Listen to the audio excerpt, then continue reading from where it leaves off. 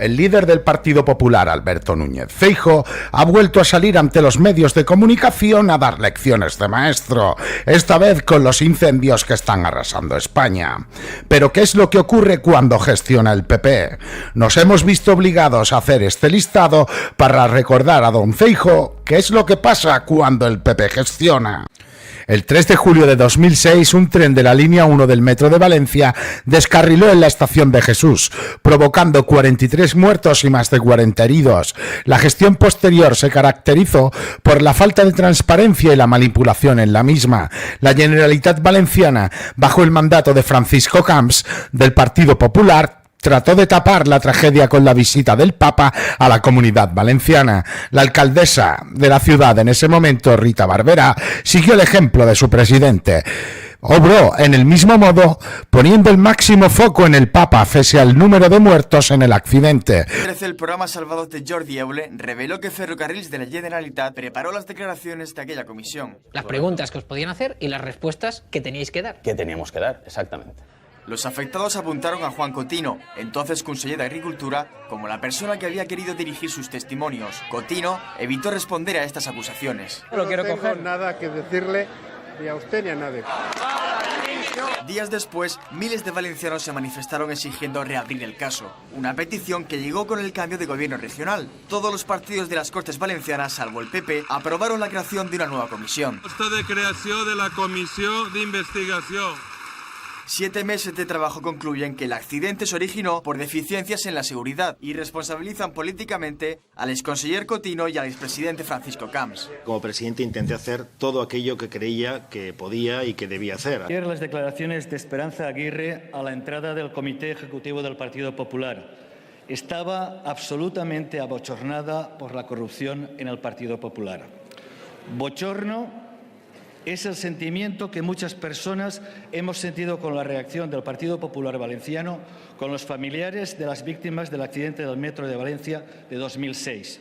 Mañana se cumplen 7 años y como cada día 3 de cada mes, muchas personas se pondrán esta camiseta negra. Se pondrán esta camiseta negra y irán a la Plaza de la Mare de Déu de Valencia. 43 muertos, 47 heridos. Señor diputado, quite usted esta camiseta de medio. Ya la he enseñado. La retiro ya, señor presidente. Bien. 43 muertos, 47 heridos, 0 responsables. Señor Rajoy, haga alguna cosa. No permita que el PP valenciano siga abochornando, ignorando, insultando a estas familias. Como presidente del Partido Popular, se lo pido. Haga que de una vez por todas haya una investigación. Haga que los responsables den la cara. Que no se olvide a estas víctimas. Han pasado 14 años del trágico accidente en el metro de Valencia que costó la vida a 43 personas y dejó heridas a 47. Después de años de periplo judicial, el caso se cierra con un acuerdo entre las partes. Las víctimas han pactado con la Fiscalía condenas para 4 exdirectivos. Aunque no entrarán en la cárcel, quedan inhabilitados durante 3 años para cargos en empresas ferroviarias. El peor papel lo tuvo sin duda la Radiotelevisión Valenciana. En aquel momento Canal Nou, la comisión determinó que el PP urdió una trama para ocultar la verdad. Vamos a empezar por casa.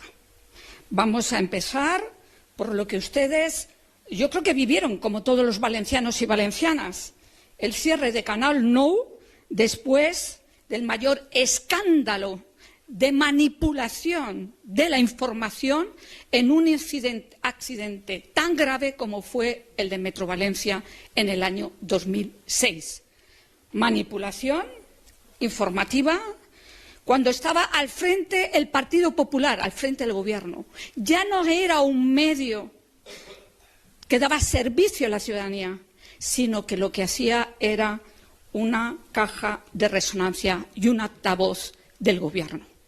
Una vergüenza que sufrimos todos los valencianos y valencianas cuando ni siquiera el noticiario de la 1:30 recogió el accidente más grave de la historia en Europa, el accidente del metro, donde murieron 45 personas, 43 personas y 47 resultaron heridas.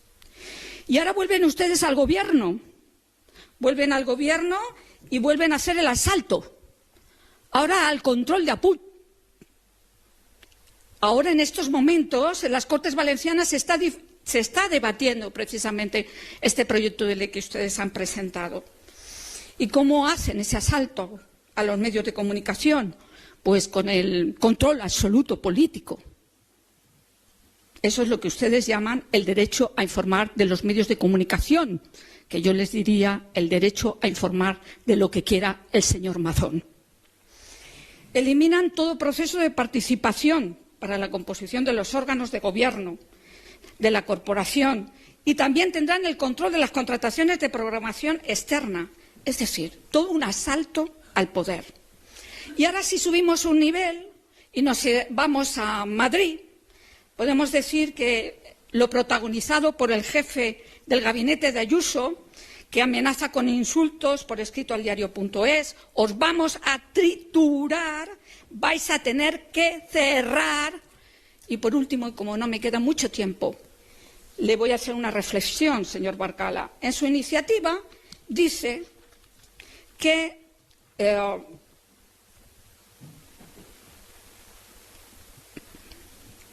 voy a terminar con lo que me parece todavía más grave.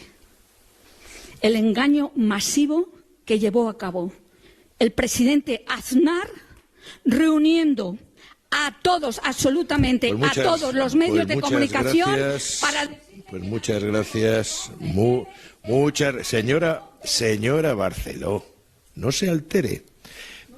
Sí, se altera, sí. El atentado puede ser el trabajo de un grupo como Al-Qaeda. ¿Ustedes han... En estos momentos las fuerzas y cuerpos de seguridad y el Ministerio del Interior no tienen ninguna duda que el responsable de este atentado es la banda terrorista ETA.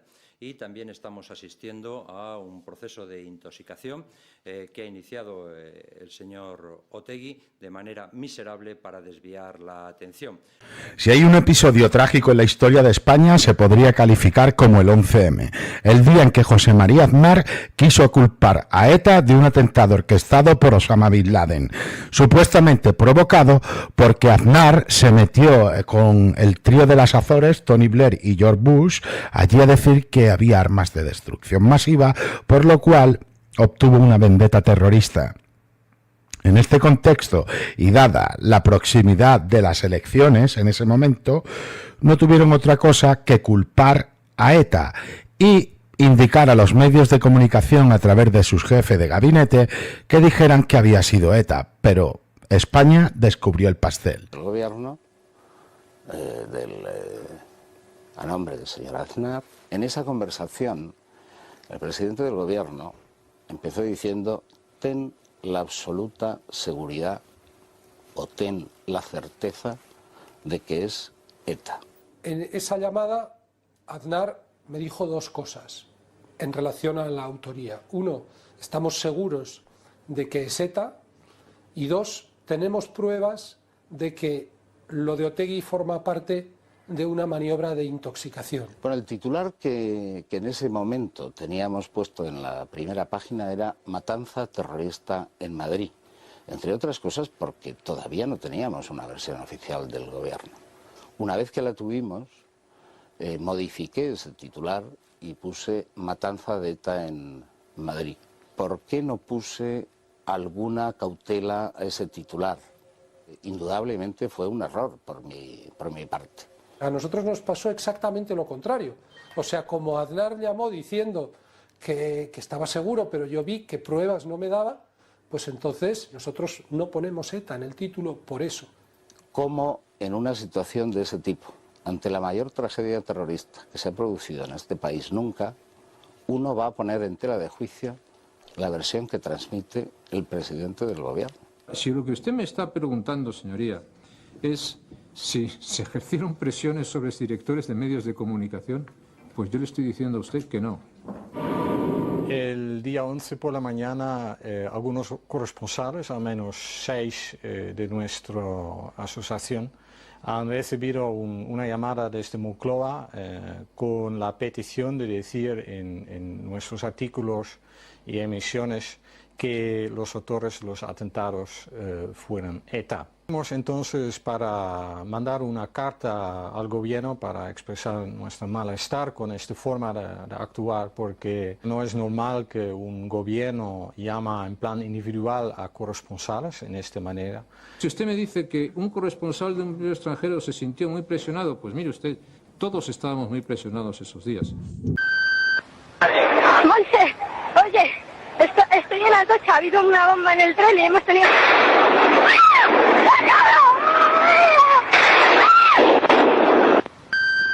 La estación del Pozo íbamos, no sé, iba medio dormida, entonces estábamos o frenando para parar y que bajase la gente o arrancando para salir, cuando se ha escuchado pues una especie de explosión y como si el vagón se levantase un poco. Y nada, hemos subido y hemos oído una fuerte explosión, mucho humo en el tren y hemos salido como hemos podido.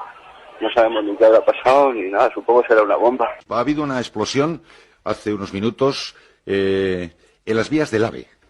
En las vías del AVE, hace unos cuantos minutos, ya les daremos más detalles. Yo me encuentro en la confluencia de la calle Telles con la calle Comercio y aquí lo que te puedo describir es la imagen que se ve de un tren de cercanías parado entre 500 y 600 personas ahora mismo y tratando de escapar de allí. Y acaba de llegar una unidad de SAMUR que está montando un hospital móvil, están sacando a los heridos, hay varios fallecidos por lo que nos han dicho, aunque no podemos concretar el número. Pagarán caro sus culpas, pero ahora es el momento de ocuparnos de las víctimas, de sus familias y de la seguridad. Ya ha comenzado y el titular de Interior, Ángel Aceves, se incorporará en los próximos minutos. ¿Quiénes forman parte de él? Ángel se encuentra reunido con los dos vicepresidentes, Rodrigo Rato, Julio Arenas, y con el portavoz Eduardo Zaplana. Aznar comparecerá durante la mañana ante los medios de comunicación. El Partido Popular ha decidido suspender su campaña electoral. Ahora bien, quiero decirles que son horas de horror y de rabia, pero también de serenidad y de determinación. Tenemos que decir que este ministerio, el Ministerio de Interior, desmiente tajantemente que haya recibido ninguna llamada de ningún grupo islamista. En la Puerta del Sol se encuentra Marta González Novo. Pues acaba de concluir el minuto de silencio, ahora aquí hay miles de personas, son las que se concentran en este kilómetro cero, escenas de conmoción, de dolor, que el sentimiento más que sentirse se ve. ETA buscaba una masacre en España. Me lo han oído ustedes decir en varias ocasiones durante los últimos meses y muy en especial durante los últimos días. ETA ha conseguido su objetivo. El 11 de marzo de 2004 ocupa ya su lugar en la historia de la infamia. Los terroristas han querido provocar todo el daño posible, pero el terrorismo no es ciego. Han matado a muchas personas por el mero hecho de ser españoles. Se ha localizado una furgoneta en Alcalá de Henares y en el asiento delantero cintas en árabe que contiene versículos del Corán dedicados a la enseñanza. Al-Qaeda, en una carta, asume los atentados de España. En ningún momento que acabaría juzgando a quienes estaban detrás de ese atentado. No, en absoluto. No tenía ni la más remota idea de que iba a suceder eso. En 2004 yo era un magistrado de base en la Audiencia Nacional. Usted esa mañana empezó a sospechar que ETA no estaba detrás de esos atentados. Yo creo que eso nos ocurrió a la práctica totalidad de los profesionales de la audiencia. Al principio casi todos pensamos que es ETA, pensábamos que era ETA porque lo había intentado el 24 de diciembre del año anterior, menos de 3 meses antes, porque lo había intentado a 1 de diciembre de 2003 también. Pero luego, a partir de las 12:30 aproximadamente, yo no recuerdo la hora, pero sé que fue antes de la hora de comer, ya todos, o prácticamente todos, estábamos convencidos de que no había sido ETA. Y después llegó el momento en el que ya sí sabía que iba a presidir ese tribunal. ¿Cómo afrontó ese juicio? Porque tenían mucha presión. Presión, obviamente, para aclarar lo que había pasado, atender hacer justicia con las víctimas, y al mismo tiempo también mucha presión mediática y política. Sí, bueno, tuvimos la fortuna, yo tuve la fortuna como presidente y ponente, luego que fui de la sentencia, de tener 2 compañeros de muchísima experiencia al lado, Fernando García Nicolás y Alfonso Guevara Marcos, y por lo tanto éramos un tribunal muy fuerte desde el punto de vista del control y de la asunción de cualquier tipo de presión sin que nos afectara a la hora de trabajar, más allá del desgaste psicológico y físico que suponía un juicio de estas características. Que venir aquí tiene armas de destrucción masiva. ¿Eso usted está seguro? Puede estar usted seguro, y pueden estar seguros todas las personas que nos ven, que les estoy diciendo la verdad. Todo el mundo pensaba que en Irak había armas de destrucción masiva y no había armas de destrucción masiva. Eso lo sabe todo el mundo y yo también lo sé. Ahora. Yo lo sé ahora. Tengo el problema de no haber sido tan listo, de haberlo sabido antes. En la madrugada del 26 de mayo del año 2003, un avión, el Yakolev 42, se estrelló cerca del aeropuerto turco de Trebisonda.